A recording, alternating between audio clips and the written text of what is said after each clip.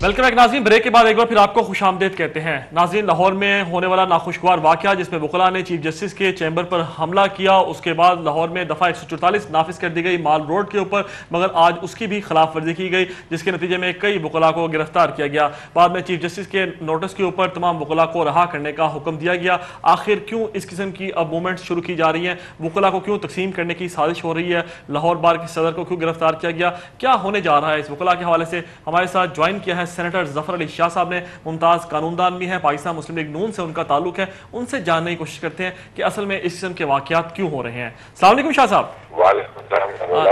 जी शाह साहब, ये जो यके बाद दीगरे इस किस्म के वाकयात सामने आ रहे हैं, वकला के हवाले से मुख्तलिफ ग्रुप्स में तकसीम, कभी चार्टर्ड तैयारे के जरिए ग्रांट्स दी जा रही हैं। बाबर अवान साहब ने भी आज बड़े सख्त अल्फाज से जिक्र किया है जो वकला को यानी गिरफ्तार किया गया है।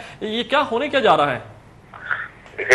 आपने बड़ा दर्शन लफ्ज इस्तेमाल किया है कि क्या साजिश हो रही है मतलब जी। तो असल में तो ये पहले तो मैं ये कर दूं कि कल वाला वाकया भी और फिर आज वाला वाकया भी, दोनों वाकयात पर अफसोस किया जा सकता है और मुझे सख्त अफसोस दोनों वाकयों पर, कल वाले पर भी और आज वाले वाकयात पर भी जी। और इसमें कोई शक नहीं, बिल्कुल मैं आपके खिलाफ की तारीफ करता हूँ कि इसके पीछे मसे पुष्ट कोई जरूर कोई इंट्रीगिंग माइंड जो है वो काम कर रहा है। वह मुकला ग्रुप जो होती है, मुकला में आपस में इख्लाफ भी होते हैं, हम मुकदमा भी एक दूसरे के खिलाफ लड़ते हैं, इलेक्शन भी लड़ते हैं, लेकिन सूरत इस हद तक नहीं होती, इस हद तक कल या आज उसके असनाद जो नजर आए हैं ये। और अभी आपने ये भी लॉ मिनिस्टर, वफाकी लॉ मिनिस्टर का भी जिक्र किया कि पिछले 1.5-2 महीनों से वो क्या करते रहे और क्या होता रहा। तो मैं समझता हूँ कि इसमें कोई ऐसा इंट्रीगिंग माइंड जो है वो जरूर काम कर रहा है, जो कि वो आज से 2-2.5 साल 3 साल पहले चलाई हुई जो एक मूवमेंट थी तहरीक की, जो कि इंसाफ के ईमानों के लिए थी, जो कि जिससे काले कोट का और काली टाई का एहतराम और वकार जो है वो मुल्क में बड़ा है और लोगों की नजरों में उसका एहतराम भी बड़ा है और उसके असरात का भी लोगों को पता चल गया है कि ये 1 लाख की आबादी जो है 18 करोड़ में काले कोट और काली टाई वाली, इसका एक इम्पैक्ट है पाकिस्तान के अंदर। और ये रूल ऑफ लॉ के लिए ये नहीं कि सिर्फ ये बात करते हैं, बल्कि रूल ऑफ लॉ के लिए ये किसी कुर्बानी तक भी जा सकते हैं जी। अच्छा जफर अली शाह साहब, जो लाहौर में वाकया पेश आया, आपके इल्म है कि एक जज के हवाले से शुरू हुआ कि उसको तब्दील किया जाए, ये आप किस तरह तक दुरुस्त समझते हैं कि वकला इकट्ठे हो जाए और किसी जज के खिलाफ कि उसको हर सूरत में वहां से ट्रांसफर किया जाए, तब्दील किया जाए? देखिए, मैं अर्ज करता हूँ ये कोई आज की नई बात बिल्कुल नहीं है। ये मुख्तलिफ बार सेशन में रोजाना कहीं ना कहीं किसी न किसी जगह थोड़ी बहुत जो है नाखुशगवारी पैदा होती है। कि मैं खुद 45 साल से प्रोफेशन में हूँ कि अदालतों में कभी वकील की हिंदी से, कभी जज के गुस्से की वजह से, नाम कंटिन्यूस होने की वजह से कुछ ना कुछ जो है सभी पैदा हो जाती है और जिसमें नाखुशगवारी पैदा होती है। और उस नाखुशगवारी में वकला जो है अपने क्लाइंट के इंटरेस्ट के लिए यहाँ तक भी जाते हैं कि वो दरखास्त दे देते हैं, उसी जज के सामने रख देते हैं कि हमें आप पर एतमाद नहीं है, लिहाजा आप अभी हमारा केस मत सुने।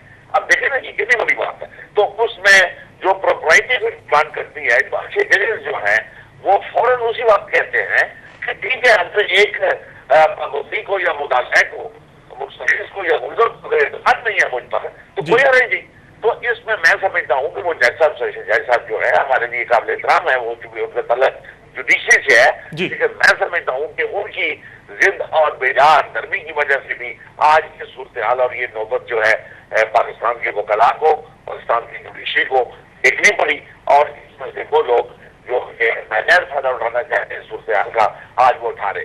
चाहिए तो ये था कि जब अगर कोई डिमांड, मैं कहता हूँ गलत सही, मतलब अगर ये डिमांड आ गई थी तो सेशन जज का बहुत बड़ा होता है और लाहौर की सेशन जजी जो है वो हाई कोर्ट के जज से कम नहीं है उसका रुतबा, और उसका रुतबा कम नहीं करना होता कि अगर वो ही बात खुद कह देता है कोई बात नहीं, मैं लाहौर ना सही, मैं सही बात सही, तो मुल्तान सही, तो ये नौबत ना आती। लेकिन ये पिछले 3-4 माह से ये जो टेस्ट चल रही है, मैं वो कला को बगैर जिम्मा नहीं करार देता, ठीक है, मतलब केस पे, लेकिन सूरत हाल को डिफ्यूज करने के लिए, सूरत हाल को नॉर्मल करने के लिए और मुल्क की फजा को नॉर्मल करने के लिए, और वो कला का जो भ्रम है, वो कला और बेंच और बार का जो आपस में मोहब्बत है, बेंच और बार की जो आपस में एक दोस्ती है, जी, वर्किंग रिलेशन है, नुकसान ना बोलना, जी अच्छा शाह साहब, ये बिल्कुल आपने बड़ा बुनियादी सवाल उठाया है कि आखिर एक जज की वजह से इतना बड़ा मसला क्यों खड़ा हुआ कि लाहौर बार के जो इलेक्टेड सदर हैं, इवन वाइस चेयरमैन जो हैं पंजाब बार काउंसिल के, उनको भी कल गिरफ्तार किया गया,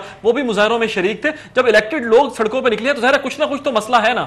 मैं खुद बार काउंसिल का मेंबर रहा हूँ और ये जो वाइस चेयरमैन है मेरे साथ ये भी रहे, मुमताज साहब भी, और डिस्ट्रिक्ट बार के जो प्रेसिडेंट है, ये सारे बड़े काबिल एहतराम है। वकला जो है वो बड़ा आखिरी हद होती है जब वो सड़क पर निकलता है जी, वो डंडा खाता है, वो यदि अपने आप को जब डंडे के लिए पेश करता है। देखना आज भी जिस तरीके से ब्रूटल एक्शन हुआ है वकला के खिलाफ, और पुलिस जिस बदतमीजी और मैं समझता हूँ उसकी जितनी भी मजम्मत की है, और मैं यदि तमाम मामला से हटकर भी मेरा शाबाश साहब से भी मुतालबा करूंगा कि वो इस बात का नोटिस लें। ठीक है, लॉ एंड ऑर्डर को मेंटेन करना एग्जीक्यूटिव का काम है, लेकिन पुलिस को इतनी बड़ी गुंडागर्दी कि वो वकला ने काले कोट टाइगे पहने हुए और उनके सिरों पर वो मार रहे हैं और सड़कों पर रखकर और फिर भंगड़ा डाल रहे हैं सड़कों पे, ये क्या है मतलब है। इसलिए ये बिल्कुल इस बात से एग्जीक्यूटिव और वो जो हाथ है शरारती हाथ जो है वो उसको मैं समझता हूँ बेनकाब करना चाहिए। और वो कला को मैं एक अपनी बरादरी समझते हुए मैं अपील करूंगा उनसे कि वो लॉ को अपने हाथ में न दे, लॉ एंड ऑर्डर को अपने हाथ में लेना वो कला का काम नहीं है कि ये हमें बैकफायर करता है।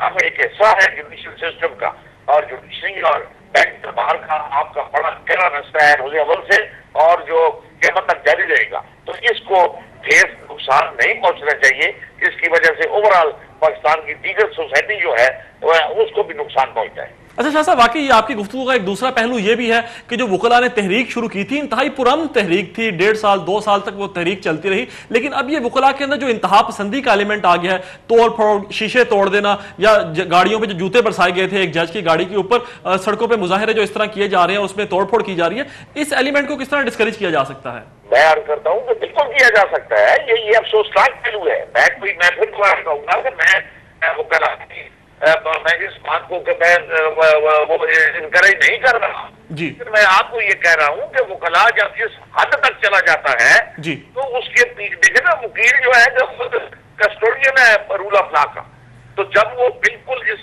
धार तक पहुंच जाता है और अदालत से और बार सेशन से बाहर आकर चौक में आ जाता है, रीगल चौक पर या माल रोड पर, तो इसका मतलब ये है कि बात बहुत संजीदा है। और इस संजीदगी को मैं समझता हूँ कि जो लीडरशिप है वकला की उसको, और जो हमारी अदलिया जो अदरवाइज अपना अदालत के अलावा भी उनका एडमिनिस्ट्रेटिव एक पहलू भी होता है उनका, कि उसके तहत बैठकर मेज पर नेगोशिएशन के तौर पर ये आपस में भाईचारे के तौर पर सुलह की जा सकती है। वकला कोई जो है वो इतने नहीं होते, वो अपना वो रीजनेबल उनका एटीट्यूड होता है, इसलिए ये बैठकर बात की जा सकती है और खत्म की जा सकती है। अच्छा शाह साहब, जब भी इस तरह का कोई नाखुशगवार वाकया पेश आता है तो ये खबर भी सामने आती है कि कुछ काली भेड़े हैं इस प्रोफेशन के अंदर, यानी ये वकील नहीं है, काले कोट पहनकर आ जाते हैं और वो इस किस्म के काम करते हैं। इनका किस तरह एहतसाब हो सकता है, किस तरह इनको अलग-अलग किया जा सकता है? इसको इस बात को रूल आउट नहीं किया जा सकता कि सब ऐसा एलिमेंट हमेशा आप कवर करते हैं, हमेशा दिल्ली को एजुकेशन को माफ एजुकेशन होता है जिस किसी का हो, तो उसमें अगर कोई 1 लाख के बाद तो उनके लिए कोई मुश्किल नहीं होता सूरत हाल को खराब करने के लिए। तो ये भी ऐसे भी लोग हैं, तो इसको वाच करना भी मैं समझता हूँ कि बार की लीडरशिप जो है, बार काउंसिल, बार एसोसिएशन के अहदेदार जो है, उनको चाहिए कि वो विजिलेंट रहे और वो नजर रखें ऐसे एलिमेंट पर जिनको हम काली भेड़े कहते हैं। जी बहुत शुक्रिया जफर अली शाह साहब, इंशाल्लाह आपसे फिर राब्ता होगा। Thank you. जी सेनेटर जफर अली शाह हमारे साथ टेलीफोन लाइन पर गुफ्तगू कर रहे थे। पाकिस्तान मुस्लिम लीग नून से उनका ताल्लुक है, बड़ा अहम उन्होंने तजिया दिया है मौजूदा सूरत हाल के हवाले से। उन्होंने ये कहा है कि जहां वो एक तरफ समझते हैं कि वकला को कानून हाथ में नहीं लेना चाहिए क्योंकि वो खुद कानून के रखवाले हैं, पढ़े लिखे लोग हैं, मुआशरे में बड़ा अहम किरदार है उनका। 2 साल उन्होंने तहरीक चलाई चीफ जस्टिस की मूवमेंट, और इंतहाई पुरअमन तरीके से, इंतहाई मुनज़्ज़म तरीके से चलाई, पूरी दुनिया में उसकी तारीफ की गई, उनके हक में कसीदे लिखे गए पूरी दुनिया के मीडिया के अंदर। आज उनको इस तरह कानून हाथ में नहीं लेना चाहिए, लेकिन उसके साथ साथ उन्होंने ये बात भी तस्लीम की है कि अगर एक सेशन जज से कुछ लोगों के एतराज़ था और अहम तरीन वकला की जो इलेक्टेड बॉडी है उनको एतराज़ था, तो सेशन जज को कोई मुज़ायका नहीं होना चाहिए कि वो अपना तबादला करवा लेते, वो साहिवाल जाके, वो मुल्तान जाके, वो रावलपिंडी जाकर अपनी खदमात दे सकते थे। उनकी जिद और हरदर्मी की वजह से भी मामला ज़्यादा बिगड़ा